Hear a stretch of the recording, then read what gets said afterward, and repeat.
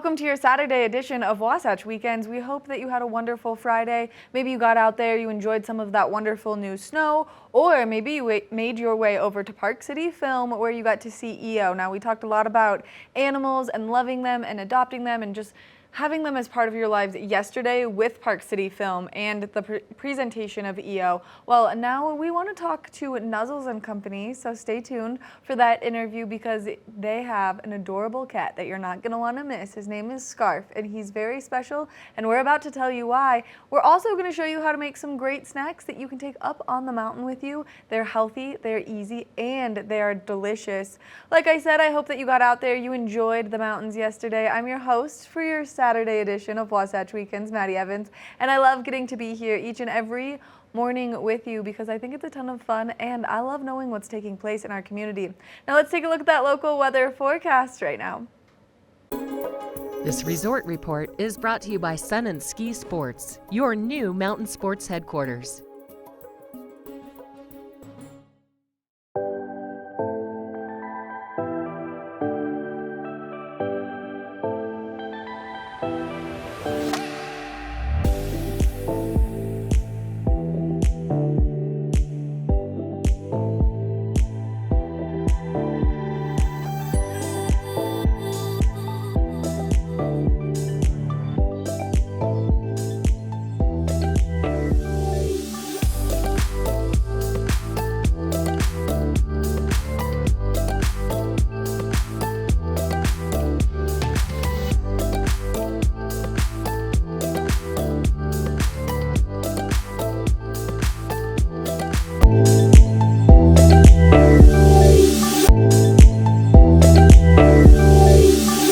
Are you looking to bring home a forever friend? Well then, Nuzzles Co might have the perfect one for you, and so we're here with Josh and Scarf. And Scarf is a very special kitty, and Josh is going to tell us why. Thank you so much for being here.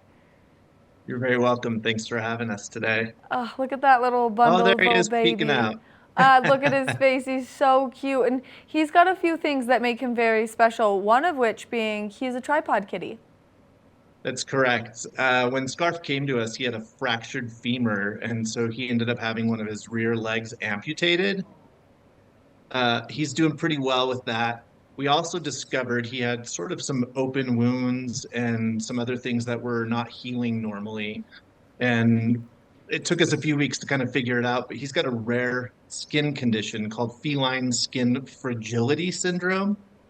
And so you can kind of see he's wrapped up in sort of a scarf, actually, to kind of keep things healing and protect him a little bit. But he's kind of sensitive, which is why I've got him wrapped up in the bed.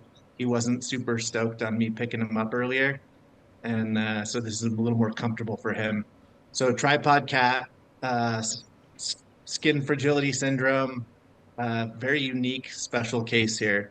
And to boot, he's 12 years old. Oh my gosh, but he has the most adorable little red and white face I think I've ever seen. Like, he can come live at my house and he can just beat my dog up and do whatever he needs to do. Look at him. He is to die for handsome. He's really, really handsome, and he's like, he'll just start purring like crazy when he's, feeling comfortable and a couple treats in him. Oh, and He's a look good at cat. like his little eyes being closed as you like softly rub his head for him. He looks like he is in heaven right now in your arms. Yeah, he's pretty happy right now. Oh, He's so had a cute. rough go, and we're happy to see him making progress. He's actually going to be going to a foster home tomorrow to kind of get some of that extra special care, being spoiled, lots of treats and lots of love, and kind of watch him close so we can kind of see how he progresses medically, and they'll report back to us regularly just so we can see how he's progressing. Now let's talk about Nuzzles Co and all of the great work that you guys do because you receive these animals. You're a no-kill shelter, so if they need to be with you guys for an extended period of time, that's something that you allow them to do and they're not put on that crazy, scary youth list. That's correct. Not only, yeah, so when animals come to us, we look at them medically. We're fortunate that we have a vet suite on hand. So they check them out. And for someone like Scarf, we were able to identify what was going on, take care of his issues medically, and look at that. So we don't pass that cost on to anybody when there's an adoption. We just kind of take care of all that. And then the second thing is we do allow them to stay here as long as it takes for them to find their forever home.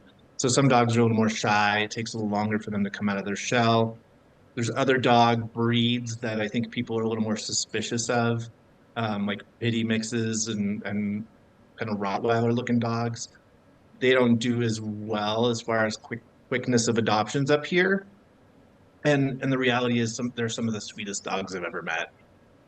Which I can 100% testify to, because not only do those dogs just desperately want to be loved and cherished, but all animals are just such a unique gift that we all have the privilege of getting to experience their unconditional and most beautiful love, and you guys do such a good job. So from myself and everyone in the community, I just really want to thank you for saving animals, because it's like what has saved my life 100 times over is my big huge rescue dog. And so I'm really grateful for the hard work that you put in, and I'm so grateful for that you guys creating this safe place for all of these animals to come, whether it's a cat like Scarf or whether it's some res puppies. And so let's talk a little bit about how you ended up with your res puppies. And then last time we got to chat, you had a litter of them. So do we have some success stories with all those ones?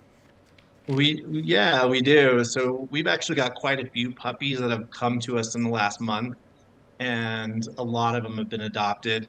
But down in the res, there's just a lot of dogs that are breeding, and we do spay and neuter clinics down there, but oftentimes we come back with lots of puppies, and our contacts down there are constantly like, do you have room? Do you have room? Uh, they're really cute. They come to us. We spay, neuter, microchip when they're big enough. If they're not big enough, they go into foster. When they first come here, they go through a quarantine. We make sure that they don't have Giardia or Parvo or any of those things. And if they do, then we medically treat them. And I think I'm trying to remember who we put on last time. Do you remember who it was? It was a little superhero puppy, I believe. Oh, it was Superman, I think. Yeah. Yeah, Superman and Batman, Wonder Woman and Flash, they all got adopted. They're all very, very cute. And since then, we've got a litter that we named after different colleges: Brown, Columbia, Princeton, Yale. And we did a little cute puppy bowl on the Super Bowl that was on our Instagram and Facebook. That was really cute with those guys and got them a lot of attention. But yeah, we've constantly got different animals coming as adoptions happen. And sadly, there's just kind of tons of them out there that need homes. So we make the biggest dent we can. You guys do such a good job, and getting dogs off the res can be really challenging because sometimes in the conditions that they're born in, they're scared of people and they're scared of the loud noises and they're scared of the cars. And so it's nice that they have this place to go where you guys really work on socializing them, giving them that space to kind of grow a little bit, and then to become that dog that can then transfer into a home so perfectly. Now, you have 2 res dogs yourself, so let's talk about what people can expect as they're adopting one. So we have 2 res dogs, my wife and I. One we got 5 years ago, one we got this last summer. They're the best trail dogs I've ever had in my life and been around. They go hiking with us. When I go mountain biking, they run alongside. They love being outside in nature. And it's interesting coming from the res, they love the snow. They look at it like, what is this amazing, wonderful stuff? And they just get zoomies and just play and have a blast. With our first res dog, I feel like we got really lucky. She was the easiest dog. She just kind of, I don't know, she never got in the trash. She never did a lot of those like dog things that are the troublesome things or the mischievous things. And she's one of the sweetest girls. I mean, you just look in her eye and your heart melts. The one we got recently, her name is Ruby. She came to Nuzzles as a mom. Oh, come here, kiddo. Oh, gonna resituate Scarf here. Yeah, it's all right. He just needs to be nice and comfortable in his beautiful little bed that he's got there. So Ruby is my other dog. She came to us. She was a mom. Her puppies got adopted, and then she was kind of in the shelter, and we fell in love with her. She was a little bit more of a challenge. She took a little bit longer to kind of train on some things, but our first dog was a puppy when she came to us, and so Ruby had spent probably a year or so on the res, so she was used to the food wasn't plentiful, the water wasn't plentiful, and so we've kind of had to take some time to really show her like you're in a safe space, you're in a loving space. food is available, water is available. And it took her a little bit longer to kind of relax, but again, she's one of the sweetest animals I've ever met. And you just look in their eyes and you can just see like, love me. Right. I 100% agree. Now, if someone is looking to maybe help out with you guys, do some volunteer, do some Oh, donations, foster, let's talk a little bit about all the great options that you do give people if they're not ready to bring home a dog forever or a cat. Scarf wanted to be heard there for a minute. I know. Um, so yeah, if you want to volunteer, we have opportunities for people to walk dogs. If you feel like scooping poop or anything like that, we can always put you to work doing that. We recently had a group that came in on this last Saturday, and they helped break out ice and snow so the dogs could more easily get to their yards for exercise and play, which is fantastic. We appreciate the help for things like that. Those projects are oftentimes things we ourselves can't get to. If you want to foster, we can do something as simple as like an outing for a couple of hours. We can do a sleepover. We can do like a weekend kind of sleepover, or we can do a foster to adopt situation, which is sort of like a trial adoption. You take an animal home, make sure it meshes well with your family, other pets if you have them, and oftentimes those turn into adoptions because it's hard not to fall in love with them after they're in your home. I have foster failed on all of the dogs that my mom has brought home and been like, look at my new foster. I'm like, oh, cool. Look at my new dog. So I love foster fail stories. oh my gosh, my first dog was a foster fail at 18, and now I'm into my mid to late 20s, and it's a foster fail that I like saw one picture of and was like, that's it, Mom, I'm coming to get her. I was like, I'm driving from wherever to come get her. And so it's amazing to have you guys. It's amazing to have these resources, and it's amazing all the work that you guys do. So thank you so much for caring about the animals, loving them. Now, if people are interested in maybe bringing Scarf home, what's the best way for them to go about that? You can email us at adopt@nuzzlesandco.org, or you can go to our website, kind of check things out. There's pictures of the animals. Yeah, that's the best place to do it. And when you do go to our face or our not our Facebook, you can also message us on Facebook and Instagram. When you go to nuzzlesandco.org, on our homepage, you'll actually see a little thing that says "Take a Gamble on Love." We actually have a casino night coming up on March 25th.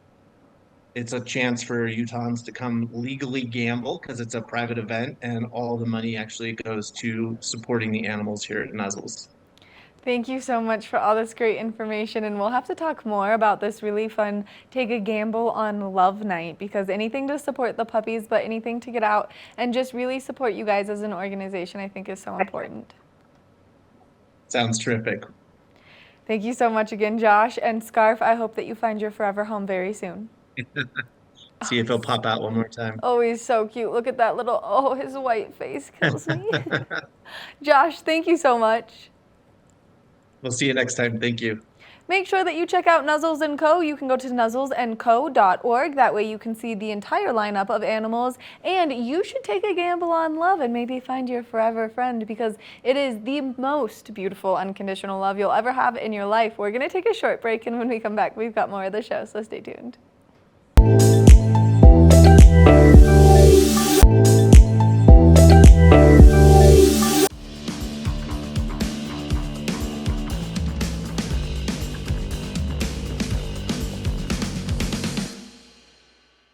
Hi, I'm Tracy Miller with Colorful Cooking, and today we are going to be cooking up some real goodies. Whether you have people visiting, or you're going on a picnic, or you just want something really healthy for dinner tonight, I've got you covered right here. We're not wasting any time. We're jumping right on into it. So at first we're going to do the asparagus wraps. Now I've already boiled the asparagus, and then I shocked them. So that means you boil them in water until they're done, and these were skinny ones. They took like maybe 3 minutes in boiling water, and then I put them in cold water. That stops the cooking process and keeps the nice vibrant color green. So we're making wraps, super easy. And one of the things when you're making wraps that you want to do is Microwave your wraps for like 30 seconds because that's going to make them a little bit easier to roll and a little bit easier to work with. So I've got 3 wraps in here that I microwaved for about 30 seconds. They are flour tortillas, delicious and hearty, and those are going to be the base for our asparagus wraps.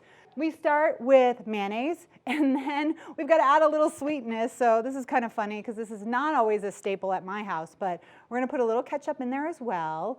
That'll give it the sweet flavor, kind of like a Russian dressing, a play on Russian dressing. And then we're going to use a little bit of these chipotles. And now what we're going to do is we are going to put that all over our wrap. So what I've noticed, and I make wraps a lot for my catering company, and what I notice is that if you do a thin layer of the spread all the way around the tortilla, you're going to be in good shape for rolling it and keeping it all together. I have smoked Gouda cheese because this is going to be a smoky wrap.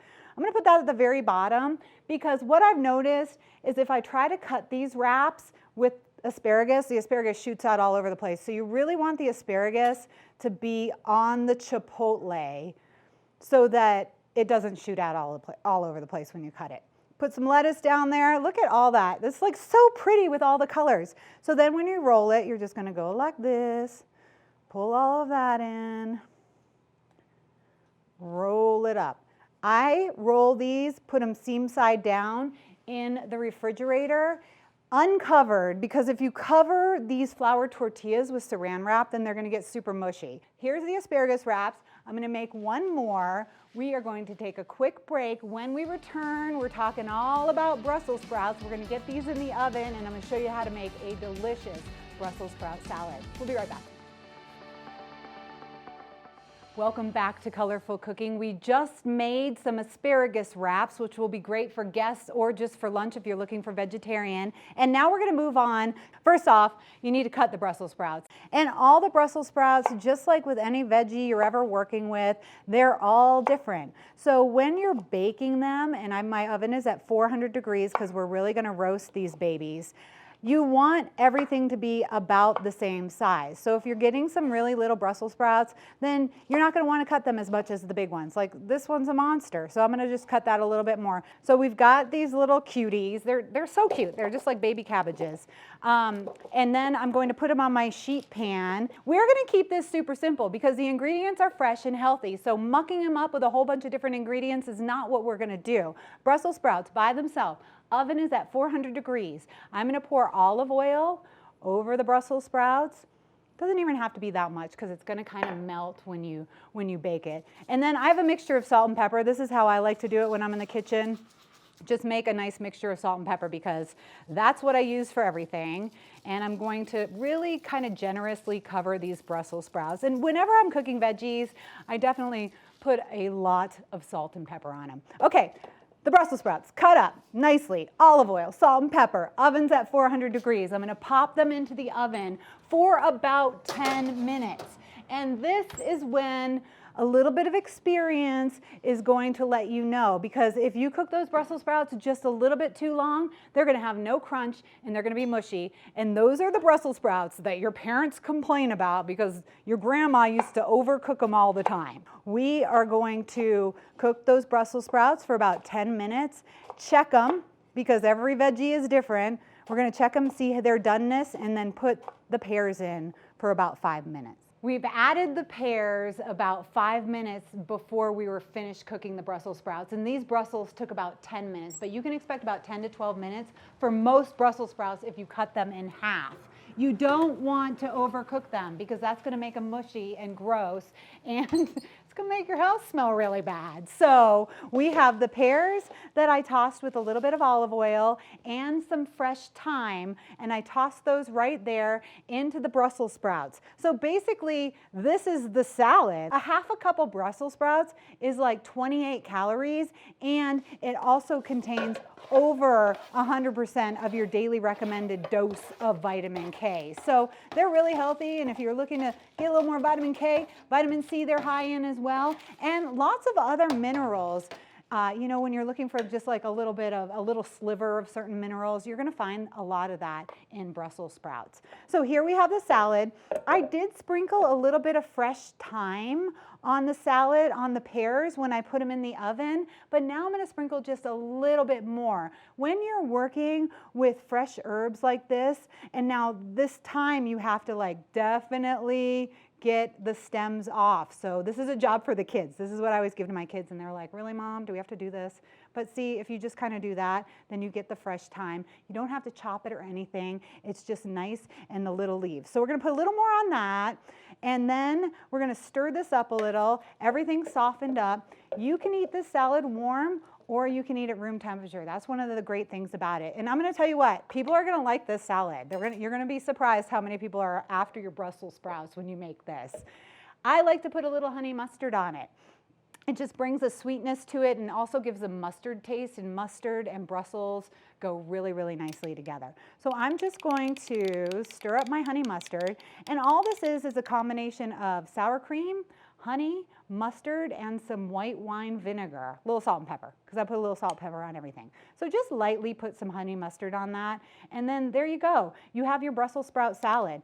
Super simple, great ingredients. The key to this one is to make sure you cook everything perfectly so that it's not overcooked, and then let it cool down and enjoy it any time of the day. So now we have smoky asparagus wraps, we have a Brussels sprout pear salad, and next we are going to make crab cake.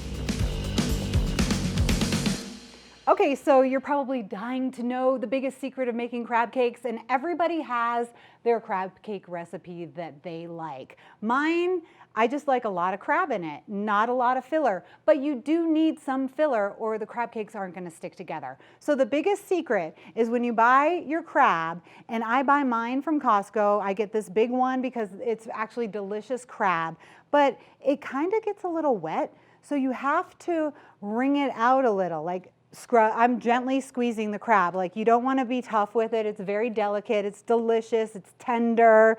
And we're just happy that somebody else got it out of the shell for us. But this is what you do. This is the #1 tip, in my opinion, that I can give you to make good crab cakes. You get all of this moisture out of here. See, as you get to the bottom, there's just so much. And then you're going to get a nice sear on your crab cake, and it's not going to steam up. Okay, easy enough. We have all this beautiful crab. It's nice. It's claw meat. It's delicious. I'm going to add some parsley, a little bit of green in there. We are going to add some red onion. Onion's not my favorite, but it's very good for you. And a lot of people like the onion in here, and it's definitely missed if you don't add it. I add a tiny, tiny bit of Creole seasoning, and it doesn't, whatever the Creole seasoning is you have at home, I just add a little bit of that just to give it some flavor. I do add a little salt and pepper. We'll go back to what I said earlier, salt and pepper everything. 1 egg that has been slightly beaten, that's gonna help bind everything together. I do a little bit of mayonnaise to give it a nice creamy texture, and then some breadcrumbs. Ball them up. Look at that, pat them down a little. Squeeze them in on the side, and then I put them in my pan. When I'm dropping them into my pan, I wiggle it around a little bit so that the olive oil goes under all of the crab. These are crab cakes. They are delicious. We will be talking more when we get back. You're watching Colorful Cooking.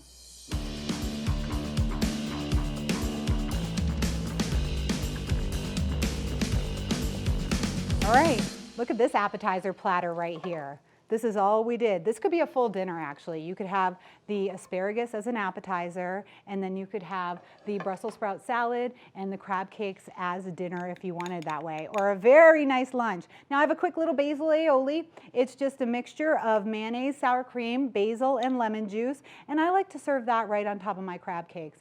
If I'm serving for a crowd, I only do it on a few, but if I'm serving for myself, I do it on every single one. I'm Tracy Miller with Colorful Cooking, Brussels sprout salad, asparagus wraps, and crab cakes today. I hope you enjoy these recipes and eat healthy.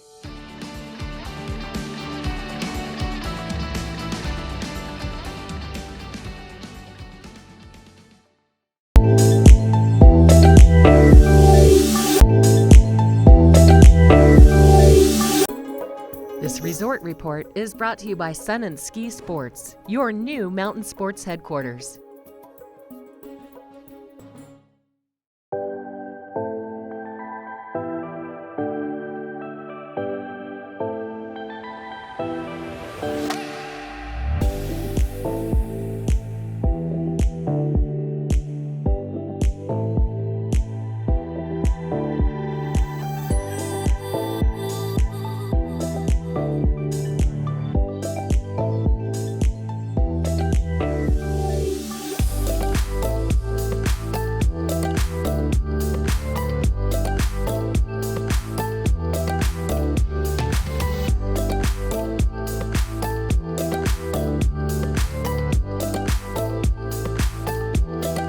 Thank you so much for tuning into your Saturday edition of Wasatch Weekends. I've been your host, Maddie Evans, and I love getting to spend each and every morning with you. Now, I don't know about you, but I am really tempted to bring home a cat right now and introduce Scarf to my gigantic dog because I think that she could use a furry companion, and he just looks so comfortable and so nestled in to that bed that I hope that you are inspired to maybe go do some fun activities with Nuzzles Co, and especially their Take a Gamble on Love Night, because that's going to be a ton of fun.